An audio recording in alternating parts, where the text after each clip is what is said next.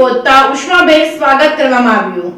માળિયાહાટીનામાં અક્ષત કળશ આવી પહોંચતા ઉષ્માભેર સ્વાગત કરવામાં આવ્યું હતું। માળિયાહાટીનામાં શ્રી રામ ભૂમિ અયોધ્યાથી અક્ષત કળશ આવી પહોંચ્યો હતો। માળિયાહાટીના મહારાણા પ્રતાપ ચોકથી રામચંદ્ર મઢ સુધી અક્ષત કળશનું બાળાઓ અને બહેનો દ્વારા સામૈયા સાથે વાતે ગાતે કર્યું હતું સ્વાગત। અયોધ્યાથી ચોકા આવ્યા રામચંદ્રજી મઢમાં ભગવાન શ્રી રામની આરતી કરાઈ હતી। માળિયાહાટીનામાં શ્રી રામના નામના નારા ગુંજી ઉઠ્યા હતા તો સર્વે લોકોએ અક્ષત કળશનું ઉષ્માભેર સ્વાગત કરવામાં આવ્યું હતું। માળિયાહાટીનામાં રામચંદ્રજી મઢ, વડાલિયા, હનુમાન મંદિર સહિત વિવિધ મંદિરોમાં અક્ષત કળશનું પૂજન અર્ચન કરવા અને આરતી કરવામાં આવી હતી। આ કાર્યક્રમમાં માળિયાહાટીના સરપંચ જીતુભાઈ સિસોદિયા, મહેન્દ્રભાઈ ગાંધી, હમીરભાઈ સિસોદિયા, વિશ્વ હિન્દુ પરિષદના સભ્યો, ધર્મપ્રેમી નાગરિકો તથા આગેવાનો, હિન્દુ યુવાનો, વિવિધ ગામના સંગઠનોના યુવાનો અને કાર્યકર્તાઓ જોડાયા હતા। Reporting by Pratap Sisodiya, Maliya Hatina.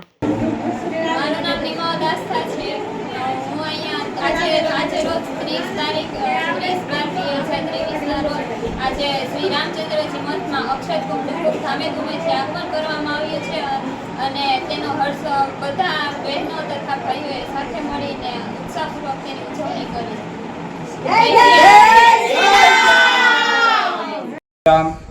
અયોધ્યાથી પુનઃ પ્રાણ પ્રતિષ્ઠા મહોત્સવના અક્ષત કળશ માળિયાહાટીના પધાર્યો હતો। માળિયાહાટીના ગ્રામજનો તેમજ શ્રી રામચંદ્રજી મંદિર મઠ, બાલાજી હનુમાન મંદિર અને વડલિયા હનુમાન મંદિરના તમામ ભક્તો તેમજ માળિયાહાટીના ધર્મપ્રેમી જનતા ખૂબ ઉત્સાહ સાથે કળશનું સ્વાગત કર્યું હતું। ચોકમાં ફટાકડા ફોડી ઢોલ નગારા સાથે ઉત્સાહ સાથે રાસ રમી અને માતાઓ બહેનોએ માથે કળશ લઈ અને વધાવ્યો હતો।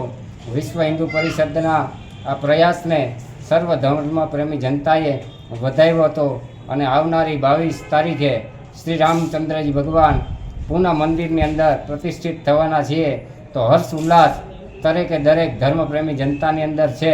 તો માળિયાની અંદર પણ અયોધ્યા જેવું વાતાવરણ બને એવો બધાએ સંકલ્પ કર્યો હતો। જય જય શ્રી રામ। જય જય શ્રી રામ।